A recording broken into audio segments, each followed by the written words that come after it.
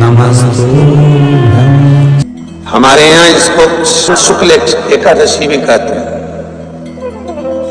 और कहते हैं ये सती माता ने यही एकादशी के दिन से जो व्रत साधना करना प्रारंभ करी थी वो सुख देने वाली थी। निवेदन है आपसे,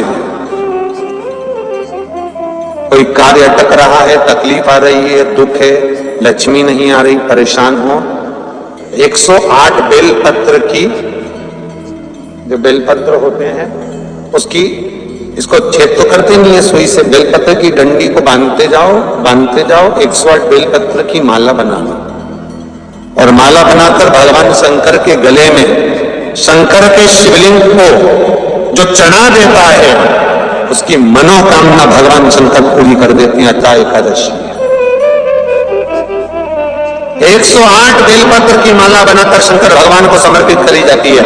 माता लक्ष्मी ने भगवान विष्णु को पाने के लिए तुलसी की माला बनाकर समर्पित करी थी, जैसे सती ने शिव को पाने के लिए, कामना को पूर्ण करने के लिए। शास्त्र कहता है घर के बुजुर्गों को, घर के बड़ों को, जेठ जेठानी हो, सास ससुर हो, घर में जो तुम्हारी उम्र से बड़ा हो, उसको आज पीला फूल या पीली चने की दाल या पीला वस्त्र, कुछ भी पीली सामग्री आज घर के बड़ों को देना चाहिए। क्यों देना चाहिए? तो शिव महापुराण की कथा कहती है कि जो शुक्ल पक्षी की एकादशी के दिन पीली वस्तु का दान दे देता है, घर के किसी ब्राह्मण को देने नहीं जाना, किसी मंदिर में देने नहीं जाना, आपके ही घर में, आपके ही घर के बड़ों को किसी भी पीली चीज का दान कर सकते। फूल हो, मिठाई हो, कोई अनाज हो, कोई वस्त्र हो, पीली वस्तु का दान दे। क्यों होगा? क्या होगा उससे? शिव महापुराण की कथा कहती है उससे जिंदगी में कभी बड़ी बीमारी प्रवेश नहीं करती। सनातन धर्म कहता है बट वृक्ष की पूजन करने वाला, बट वृक्ष के नीचे शिव की आराधना करने वाला, लोम समर्पित कर जल चढ़ाने वाले का जैसे कर्ज मुक्ति होती है, उसी तरह आंवले के वृक्ष के नीचे मात्र ताजा मिष्ठान दूध का बनाकर उस सामग्री को भगवान आंवले के वृक्ष के नीचे पूजन करने से लक्ष्मी और संपदा की वृद्धि होती है। जैसे शमी का पौधा, शमी का वृक्ष, शमी के वृक्ष के नीचे मात्र दूध और जल मिला हुआ जल, शमी के वृक्ष के नीचे मात्र औघड़दानी अवधूतेश्वर महादेव के नाम से केवल हफ्ते में एक बार भी अगर दूध और जल का मिश्रण शमी के पौधे के नीचे कर दिया जाता है तो कहते हैं शरीर में बड़ी से बड़ी अगर बीमारी है, कहीं कैंसर जैसा रोग है या किडनी लीवर जैसा रोग है, कोई भी तकलीफ, कोई गांठ अगर शरीर में हो गई है, तो शमी के वृक्ष के नीचे दूध का जल थोड़ा सा हफ्ते में एक बार अवधूतेश्वर महादेव के नाम से समर्पित कर देने से रोग का निवारण होने लगता है, रोग थम जाता है और आगे नहीं बढ़ पाता और उसका इलाज चालू हो जाता है, सुख का अनुभव।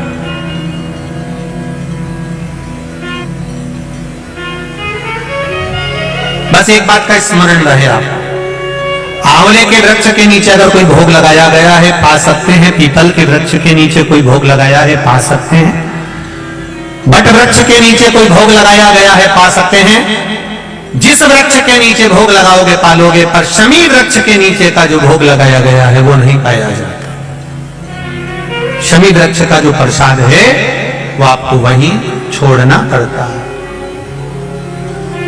शमी वृक्ष का प्रसाद वहीं छोड़, खाली ना जाता कोई, खाली ना जाता कोई दर से तुम्हारे, मैं भी खड़ी हूँ बार बरसात, मैं भी खड़ा हूँ बार बरसात। यदि आपके जीवन में बहुत ज्यादा लक्ष्मी से तकलीफ है, कष्ट बहुत ज्यादा है, या इसलिए शायद कहा जाता है कि भगवान को सर्वश्रेष्ठ कौन सा चंदन अच्छा लगता है, भगवान को सर्वश्रेष्ठ चंदन कौन सा, भगवान को सर्वश्रेष्ठ चंदन कौन सा प्रिय है, वो कौन सा चंदन है जो भगवान विष्णु को लगाएं, राम को लगाएं, कृष्ण को लगाएं, वो कौन सा चंदन है जो श्री हरि को लगाया जाए। जीते जी भगवान विष्णु एक बार गले लगाते हैं, उसको कहते हैं हरी चंदन। कौन सा चंदन है? हरी चंदन। हरी चंदन बाजार में नहीं मिलेगा, हरी चंदन आपको बनाना पड़ेगा। कैसे बनाना है? तुलसी जब सूख जाए उसकी जड़ को निकाल लिया जाए, वो जड़ को पानी में धो लिया जाए, धोने के बाद उसको सिलबट्टे पर पत्थर पर घिसा जाए और घिसकर उसमें थोड़ा सा कुंकू रोली डालकर तैयार कर जो भगवान विष्णु के मस्तक पर, कृष्ण राम के मस्तक पर लगा देते हैं और उसकी एक बिंदी अपने हृदय पे लगा देते हैं। जीते जी भगवान एक बार उसको गले लगाते ही है। हरी चंदन प्रियता।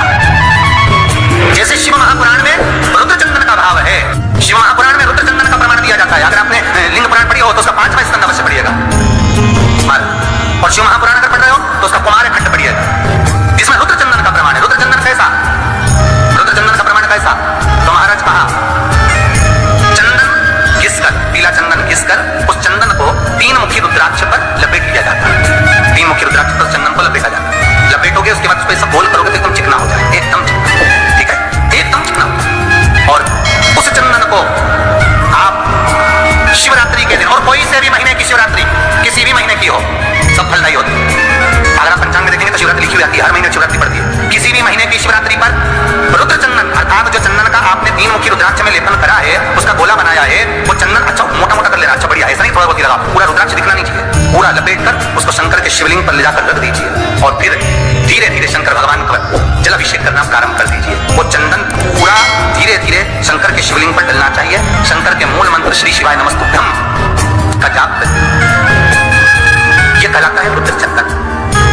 इस चंदन के अभिषेक से महाराज जो काम नहीं होता आप कर कर उस कार्य को प्राप्त कर सकते हैं, सिद्ध कर सकते हैं। रुद्र चंदन, हरि चंदन, रुद्र चंदन, ये वो चंदन है जो जीवन का सुख